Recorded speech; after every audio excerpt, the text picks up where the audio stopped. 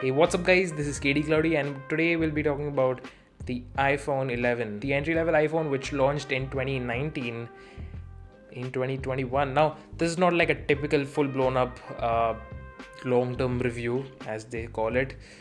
This is more about the like looking at that same phone from 2 years ago in a totally new context.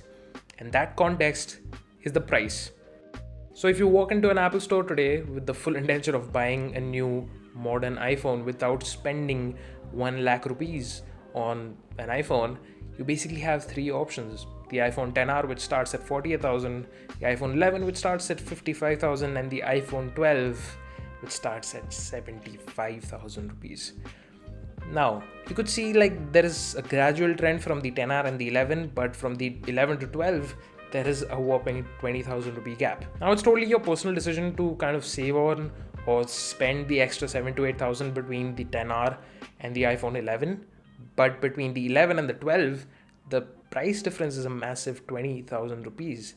And that's exactly what this video is about, whether to find out that price difference of 20,000 rupees between the 11 and the 12 is worth it or not. Because personally, I've been an iPhone 12 user for the past 6 months, and my dad recently got an iPhone 11, and of course I had to kind of milk that new iPhone for content. But yeah, but this is a genuine kind of a query. Is like that 20,000 difference worth it? Let's find out. Okay, wait. Let's not get started, because the answer is of course no. The difference is not worth it. You know what? Let's do a quick rapid fire round of between the differences of the iPhone 11 and the 12. No MagSafe on the 11. It doesn't really matter. Regular wireless charging works, and that's pretty much what everyone needs. No night mode on the ultra wide camera. Doesn't really matter. The main camera is fine, and yeah. No Dolby Vision HDR recording. Doesn't matter to most people, as much as I hate to say it, although it matters to me. Doesn't matter to most people. It's kind of an overkill feature. But wait, the design is different, right? It's a totally new form factor with the flat edges and the old iPhone 4S look. Yes, it is different, and to the iPhone 12's credit, it's actually lighter. And the iPhone 11 feels slightly heavier and slightly more bulkier and wider. And the iPhone 12 just generally feels nicer to hold and more handy, in like the most desi term possible. But the problem is that the moment you put a case, they all look the same. I mean, just look at them. Can you tell which one is which? I mean, at first glance, I probably couldn't. The left one is 11, the right one is 12. But you get my point, right? That's something which I even discussed in my original iPhone 12 review.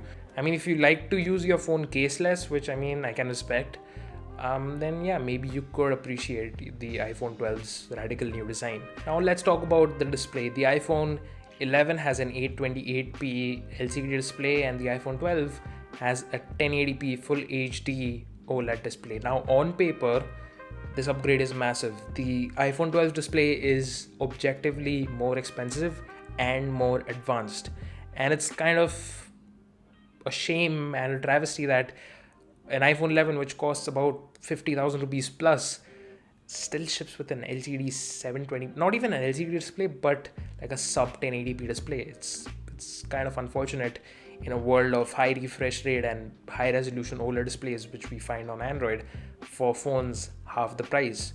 But nevertheless, I'm not going to jump in the LCD versus OLED debate. I've talked about that enough. But as much as I hate to say it, don't kill me for it, it actually doesn't matter. Now, of course, if you're a tech savvy person, you could obviously, lust over the inky blacks and the deep contrast and HDR. But a person like my dad doesn't notice and doesn't care. So that's what I'm saying. It doesn't really matter. It's a fine enough display. It's basically the same cut of the displays found on the iPads and MacBooks, and people seem to like them. So this is like the bare minimum of what qualifies like a good display. So yeah, if you're a casual user, you probably, won't be complaining with what kind of display it is. Now the next big thing, the next big difference worth mentioning is 5G support. The iPhone 12 has 5G support and the iPhone 11 does not have it. But to be honest, I wouldn't worry about it too much, because when 4G started to roll out back in India in 2013, 2014, the coverage was still very sporadic throughout parts of India, as far as I can remember. So yeah, and 5G isn't even here right now. So it's going to launch, the coverage is going to have issues, then more people are going to come and fix it. And by that time, you'll probably have to upgrade again. So I wouldn't worry about it too much. But yeah, that's basically it. Bottom line, nothing really matters. Just buy whatever phone you want to buy. They're all the same. But yeah, seriously, save yourself some money. Get the iPhone 11 if you're a casual user. But if you want to live on the edge, have the latest features and everything else, might as well get the 12, or maybe wait for a price drop.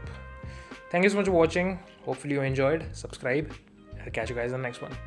Cheers.